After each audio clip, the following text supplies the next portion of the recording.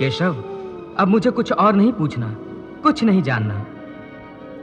हाँ, मुझे अपना शिष्य समझकर तुम्हें यदि कोई अंतिम उपदेश देना हो तो उस प्रसाद को पाने के लिए मैंने अपने मन की झोली फैला रखी है। मुझे जिसके योग्य समझो वही अंतिम उपदेश प्रदान करो। सचमुच मेरा अंतिम उपदेश सुनना चाहते हो? हाँ केशव, अब तक जितना मैंने पूछा उतना ही तुमने बताया है। अब मैं चाहता हूं कि मेरे प्रश्नों की सीमाओं से भी परे जो और है वो अपनी इच्छा से तुम मुझे बताओ। यदि वो जानना चाहते हो अर्जुन जो तुम्हारी बुद्धि और तर्क से परे है तो सुनो।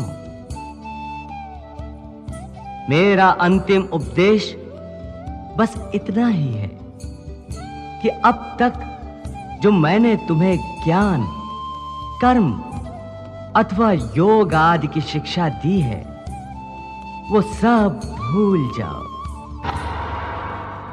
सब पूजा की विधियों को, सब योग साधनों को और समस्त धर्मों को भुलाकर केवल मेरी शरण में इस प्रकार आओ जैसे कांटों से लहू लुहान और कीचड़ से लथपथ एक बालक रोता रोता भागकर अपनी मां की गोद में पनाह लेता है।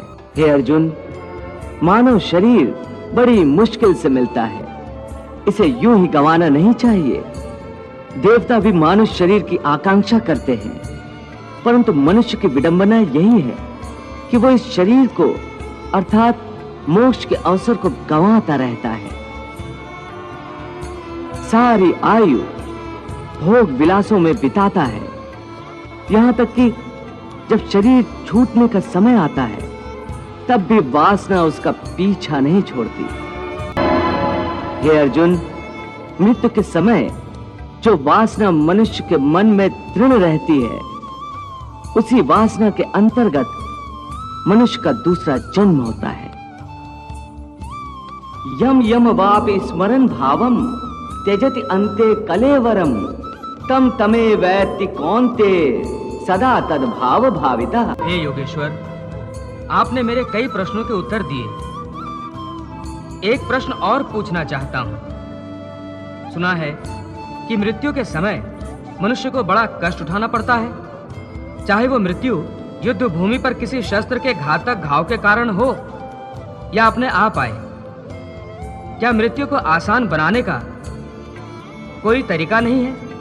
हे अर्जुन, प्रश्न मृत्यु को आसान बनाने का नहीं है, बल्कि जीवन मृत्यु के चक्र से निकलकर मोक्ष प्राप्त करने का है।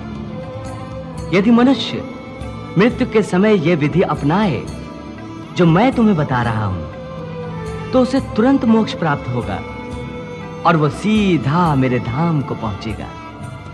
वो गोपनीय विधि क्या है माधव? प्राण त्यागते समय अपनी सभी इंद्रियों के द्वार को रोककर तथा मन को हृदय में स्थिर करके और प्राण को मस्तिष्क में स्थापित करके परमात्मा का स्मरण करते हुए ओम मंत्र का उच्चारण करे तो वो मनुष्य जीवन भर कितना ही पापी क्यों न रहा हो उसे मोक्ष अवश्य प्राप्त हो जाएगा।